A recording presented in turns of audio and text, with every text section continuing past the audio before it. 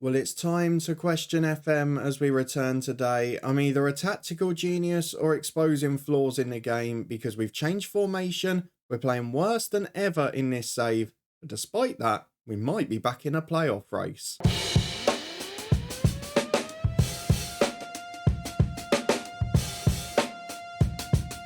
Yes, hello and welcome along to part 15 of Built in Bristol with me, Daniel. We are back today for two very testing away games against second place Burnley and 8th place Sheffield United. And we're in an unbelievable run of form, despite not playing very well at all. A lot of this episode is going to be dominated about talking tactics, because after securing our survival in the last episode, I've basically moved straight towards what I want to play next year. And it's working pretty well in terms of results, but we're awful to watch, as you'll probably see today. Whether we can get results against probably the two toughest away teams we've played since, though, I'm not quite sure. We'll find out in a minute. Some very quick good news first. The temporary problem in yesterday's episode is resolved. Our new silent mouse has arrived, so you will not hear clicking in the background today. However, if you're looking forward to this one and seeing whether we can edge closer to the playoffs, as we're now just 10 points away with 9 games to go, then please do put a thumbs up on the video. But most importantly, our job is safe, we're in the top half, and we have got a big summer rebuild on the way. If we don't sneak into the playoffs and get promoted this year, so many of the big boys are out of contract next season or wanting to leave. I can almost see 2/3 of this squad moving around. However, let's have a look at what the current squad have been achieving, because since you were last with me, we have been unbeaten in the league. We've only played our old formation in the 2 fourth round cup ties. We drew one and then lost the replay in extra time. And other than that, we moved to a new tactic, which has been far more efficient in front of goal, no different defensively, but really awful to watch because we've had to play a counter-attacking style. We've dropped our defensive line. We've done something that seems to suit our team better in terms of results, but we're not playing well. We're having the lower expected goals of the two teams in every game. And I'm starting to wonder, because a few of you were talking about gegenpress, and this was part of a tactical experiment this series, about gegenpress being overpowered or whatever, but actually I would argue the opposite. I would argue low block tactics and defensive tactics where you're hitting on the counter quickly. They're definitely the more effective this year. We saw it with Woking in the Twitch stream save, and we're starting to see it here as well. So we're in a run of 5 wins in 6 games, albeit we've still had a couple of very frustrating days where we've been sucker punched after dominating, or for the most part, where we've let in late goals while trying to cling on. But since you were with me on deadline day, we drew 1-1 at Ipswich with a 94th minute equaliser from Sam Surridge. That was our first game in a new tactic and probably the best we played. Unfortunately, we didn't get the 3 points despite that. We then drew 0-0 at Palace, which was an excellent result. The same result at home to them in the FA Cup. And then the goals started to flow. A 2-0 win at home to Rotherham. Sam Surridge still getting both of them. With Cardiff, a 2-1 victory. Surridge scoring and Harry Cornick's late winner. A 4-2 defeat after extra time against Palace in the Cup. We had to go back to our old tactic there so we could rotate the whole squad without having any problems. And Conway and Cornick got a goal apiece in that one. A 1-1 draw at Preston. A sucker punch again. If we hadn't let in late goals this season, we'd be right in that top 6 mix. Sam Greenwood, though, did get his first and only one for the club so far. Then 3 successive wins since then. 2-1 at Stoke via Han Noah Masengo. Doesn't score many, but 2 pearlers in that game. A 1-0 win at home to Birmingham thanks to Stefan Bajetic from a set piece. And Peterborough at home, a 3-0 win. An early red card helped us. We were 1 up. Sam Surridge then scored a header from the resulting free kick. And Harry Cornick got a third with a late penalty. We now go away to 2 very tricky sides, and we should probably put a little caveat on our run of form, shouldn't we? Bar Crystal Palace and Ipswich away, we've played sides that we should be getting results against, a mid-table and bottom half side. So let's not get overexcited here. Looking at the running that follows today's episode, if we get 4 points miraculously out of 6 today, you could argue we're right back in the race. We're then at home to a bottom half Plymouth, away to bottom half Huddersfield, a home to Luton, a home to Borough, 2 sides who we can close the gap if we get results against, away to mid-table Sunderland, a home to struggling Millwall, then away to Forest, who have been awful this year. So we have got an opportunity. These are probably the 2 toughest games left because they're away from home and they're against the top sides. But this tactic is suiting it better. For those of you that followed on Twitch when we were managing Woking, you'll know this tactic very well. It's even got the same name because I've copied it across and just made a couple of little tweaks here and there. Firstly, we've pushed up the defensive line because I don't want to get caught so deep in the pitch. But the other tactic we were playing earlier this year and last season was a higher defensive line. But with Darling or Naismith in the middle of that three, we've not got enough pace back there to do it. The good news, as you can see out of here, though, is that the front five are playing brilliantly. So Bulat, Masengo and even Alex Scott now are starting to find form. And most importantly, Surridge and Greenwood are forming a decent partnership. You look at people that come into the team as well. Cornick is still very effective as an impact player. Abdullah Sima can cover either striker role okay. And Mark Sykes has been able to slot in as a wing back now rather than just cover on the wings. So we've definitely got a little bit more versatility. We've definitely got players that suit it better. Of course, it has had a knock-on effect on the likes of Tommy Conway, who's been out of form all season. Rukavina, who we signed in January, who isn't good enough. Benarouz and Chiquino, they keep getting injured on their return. So why rely on players that can't stay fit? These are the people we're going to rely on. And hopefully, maybe we can drift towards the playoffs at the end of the year and certainly make that race interesting. Let's go and get into the first game today, though. Burnley have been pretty imperious this year. Them and Palace look like the two that are going to get promoted, albeit Burnley aren't in the best of form. But Weghorst, Cole Palmer, Scott Twine all succeeding. Zarori still there, Maatson signed up again, and Ethan Laird is flying from right back. So let's see the team we can put out today in front of an almost full Turf Moor. And this is the 11 we're going to go for. It's become very familiar now with George Tanner basically replacing Cal Naismith in the back five. Vandenberg drops into centre half, which is natural for him anyway, and Tanner can fly forward on the right. It means we've got Baxter in goal, who is the quickest developing player I've ever seen. He is absolutely flying now. Vandenberg, Bajcetic and Dahl in the back three. Tanner and Pring the wing backs. Bulat, another one who's developing quickly alongside Masengo and Scott as the midfield trio. And then Sam Greenwood, the January deadline day signing. Not scoring a lot of goals, but playing well, contributing to the team. And he's also natural in Alex Scott's role. So if one of them gets tired, we can swap if need be. That means that he's alongside Surridge, who's got 26 goals for the year. Not scoring quite as much in this shape because we're not on the front foot as much, but still popping up with those crucial goals. So let's go away to Turf Moor, see if we can shock the odds and get a result. If we start to win games like this one, maybe. I believe this tactic is brilliant. Let's go and get through the dressing room. We're going to tell the lads to pick up where they left off. We've been very good at home. We've been solid defensively, but this is one of the biggest tests of the season. Away to a top two side, the side that beat us in the playoffs last year as well. They were so close to promotion then, and they're probably going to get it now. So let's get into the first half and hope we can keep it quiet. We're 15 minutes gone and we're back to face what has still been our one Achilles heel, although Sam Surridge deals with that set piece into the box. So it's back to Ethan Laird. Great challenge Tanner, and he breaks away to Greenwood. This is where we're a threat. We've got two forward from corners. We've got bigger men in the team because there's three centre halves. And of course, we've still got Surridge up front. But at the moment, it's Burnley on the attack. Greenwood chases it away. Nothing doing though. I'd probably take a point in this game if we could then maybe nick a win against Sheffield United. Beating those sides above us in a playoff race is going to be the most important. And Masengo on the yellow card, don't do anything silly. We know FM's curse when it comes to the big games. No flying red cards, please. As Cullen turns four people inside out there. That's brilliant. Out to Zarori on the left. Good ball in. Oh, keeper. Oh, no. I mean, the centre halves didn't help him because Vandenberg should have got round there to clear at the front post. But the big problem for us is that I've talked a man up in goal and he has ended up letting in the first with a poor mistake. Cole Palmer, though, we know how good he is. Gone to Chelsea in real life. He's a Premier League player. He's only at Burnley because of the company link. Half an hour gone, we're 1-0 down. And this time, well, the XG is matched by the scoreline. As Morton puts a corner in, Weghorst heads over. Always one of the most overpowered players in FM. And a big threat from set pieces. So here we go again. We're down the left with Bulat. Finds Bajcetic, who's coming forward from centre half here. Into Alex Scott, who turns his man. Brilliant touch, shot deflects. And it's straight through to Muric. But there's the attacking threat. We're getting two midfielders in behind as well. I mean, I'm basically playing the Luton tactic here as we're 5 to half time. Tanner gets down the right, beats his man and chance to cross. Can we get level before the break here?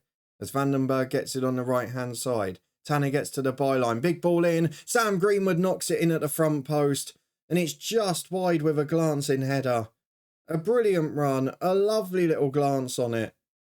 But not quite on target. As Masengo goes wide to Tanner, we are finishing this half well. We just need to take advantage and get the goal, which generally we have done since moving to this shape. The cross is too deep. It goes to Pring. He comes in at the back post. There it is again.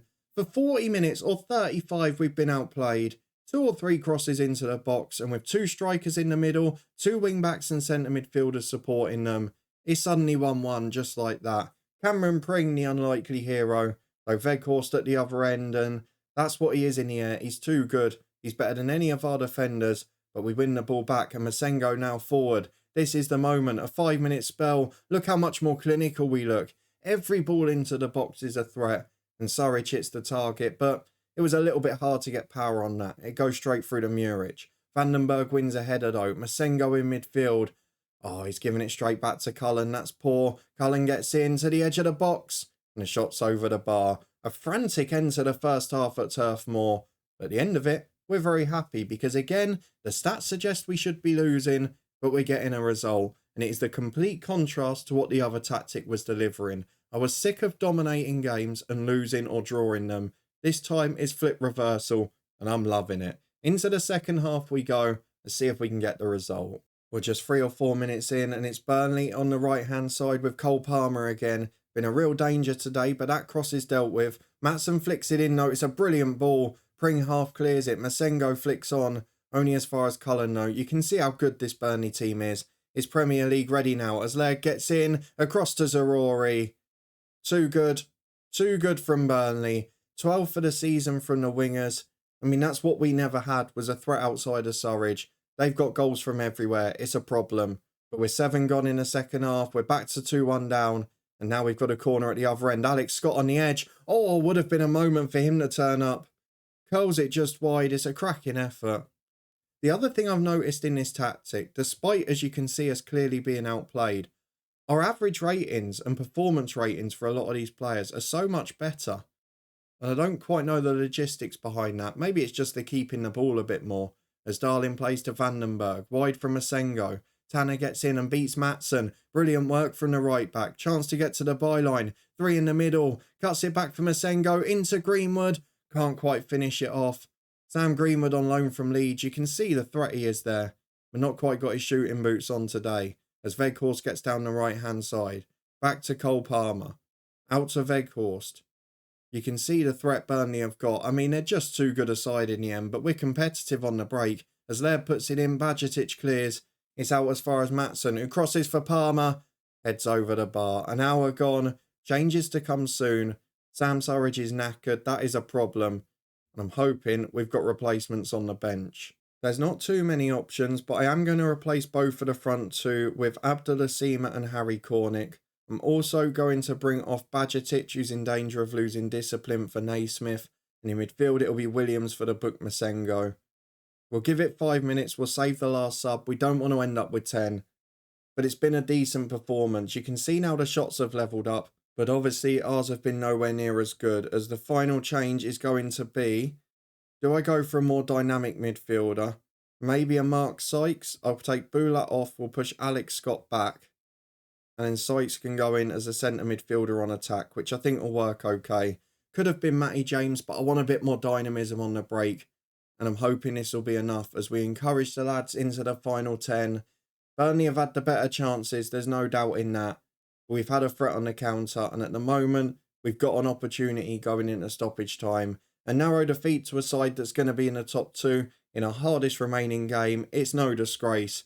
But you can see again, we're more of a goal threat in this tactic. We've just got to stay consistent now for the rest of the season. And this is our first league defeat in a while. I wonder what impact it will have on morale. Sheffield United away is probably our second toughest game from this run-in. So let's see if we can get back in form, whether it's going to be 2 defeats and the end of our late playoff dash.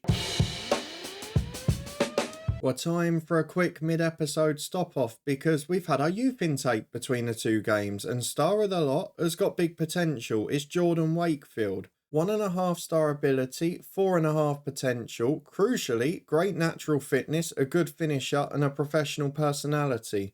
Might be one for the future, this kid, at 16 years of age. Only just turned 16 as well. There's a few other decent ones, so Daniel Eastwood is a midfielder with decent current ability, but maybe not got the personality to make it without mentoring.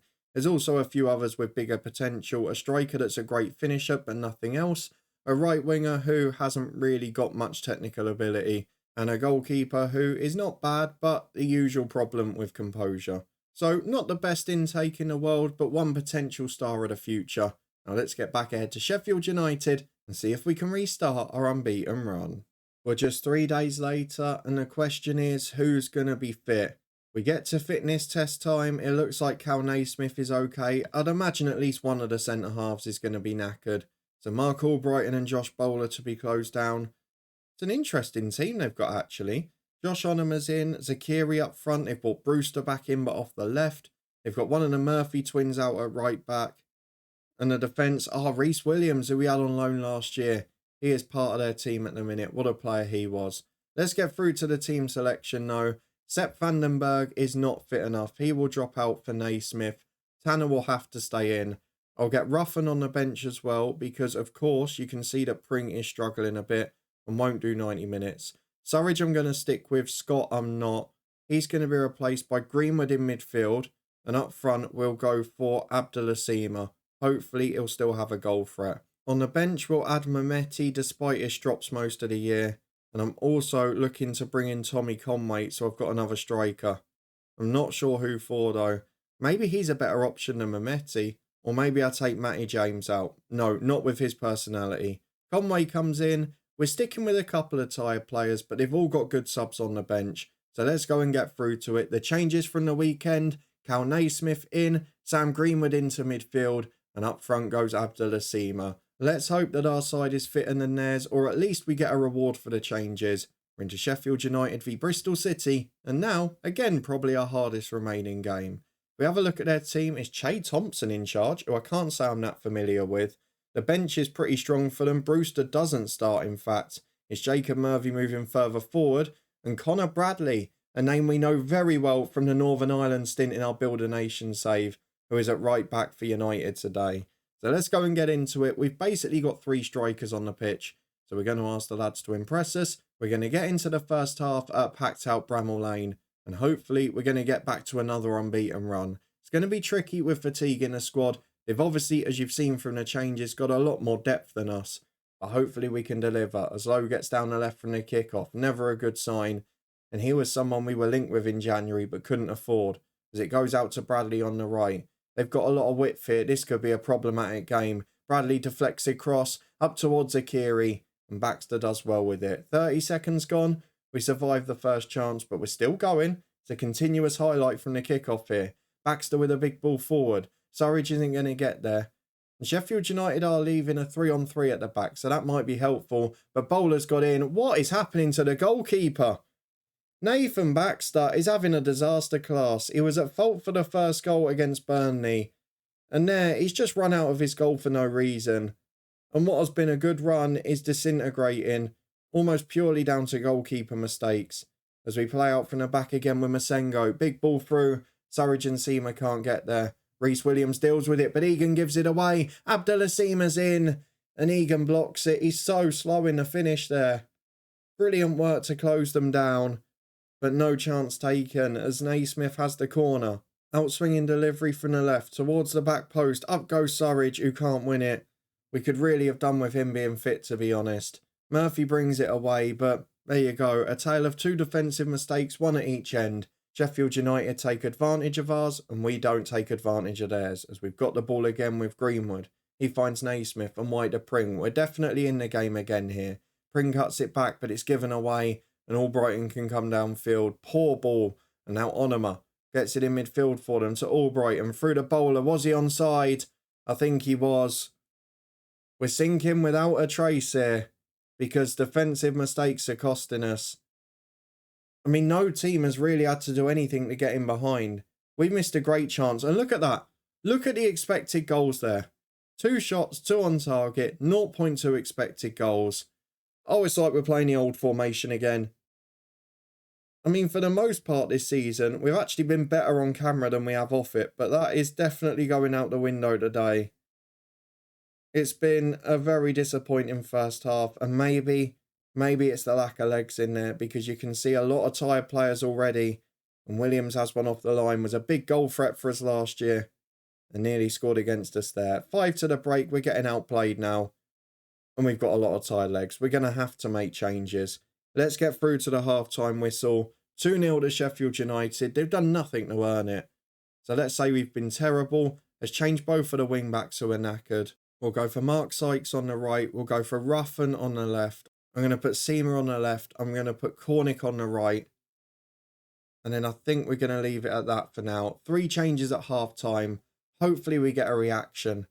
We've certainly got fresher legs on. They're nowhere near as good as footballers. But they're people who did a job for us last year for the most part. As Greenwood's been asked to close Bowler down, I think it's a little bit late for that. Bula and Darling both struggling as well. As Seamer knocks it down for Masengo here. Gives the ball away. This is the poorest game I've seen him have. He'd been getting over 7 every game.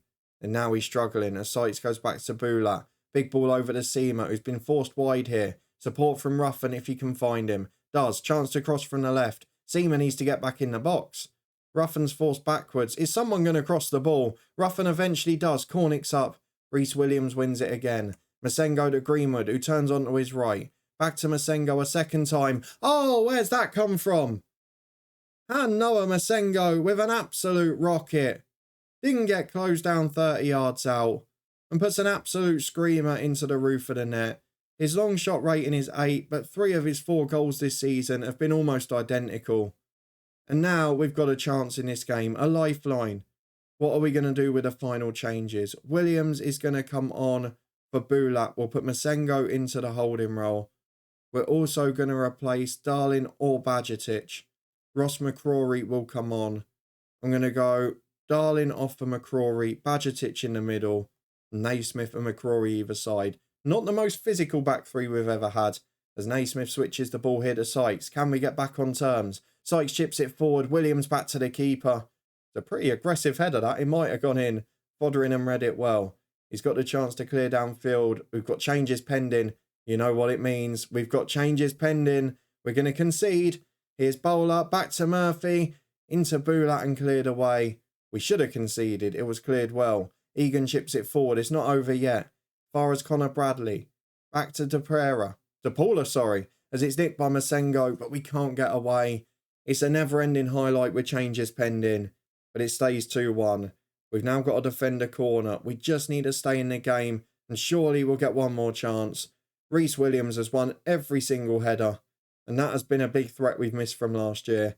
The Seamer chips it forward. Bradley gets there. We cannot get out at the moment. 20 minutes to go. We're going to encourage the lads. We're in this game. And again, a bit like the Burnley one, we've had our chances. We've been a threat on the break. But as we head through to the 90-minute mark, it is still 2-1 to the host. And it looks like it's going to be a narrow defeat against another of the top sides. Reece Williams wins another header which goes over. And we are now going to encourage one last time. 3 minutes added on. No chance created. They were always going to be the 2 toughest games of the run-in. Without a fully fit Surridge, without that threat from wing-back, we're not quite the same side. And as soon as there's 3 games a week, we do get caught out. Let's have a look at the schedule now, because remarkably, we're still only 12 points away. The teams in that playoff mix are not picking up points. We have got a friendly running on paper from this point as well. And Wakefield, the youth intake star, was brilliant against the under-18s. Fair play to him. We're going to get those players signed up. He might well feature the way he's playing in front of goal. But let's have a look at the schedule, because our final 2 games are at home to Millwall and away to Forest. I think we'll probably just show the final one and the season review. Of course, if we do end up getting in a playoff mix, we'll show it. But I think it's probably just too little too late now. We're still in the top half. There's not really anyone pushing that top 6. But we have got some friendly games on paper. And I'd really like to take advantage. We'll find out before the next episode if we do. If you enjoyed this though, as we competed with the top sides, but in the end didn't quite come up on top, then please do put a thumbs up on it. Let me know what you think of the tactical changes. Is it weird that we're more of a goal threat despite playing more defensively and having far less of the game? Or are we just a counter-attacking side and needing to accept that? Why on earth is Sam Surridge so tired when we're only playing once a week? There's a question for you all. But if you're looking forward to the rest of the season and seeing what position we're in come the final weekend, then please do subscribe and turn that notification bell on. We'll be back with a massive episode tomorrow from Distillery. The Builder Nation reaches another big transfer window with huge European games on the horizon. In the meantime, though, there's links in the eye above to the top threes, the Twitch channel, the football podcast with loads of championship content there, and so much more in the description below. But thank you very much for watching, for following along as always, and I'll see you back here next time for the finale to Season 2.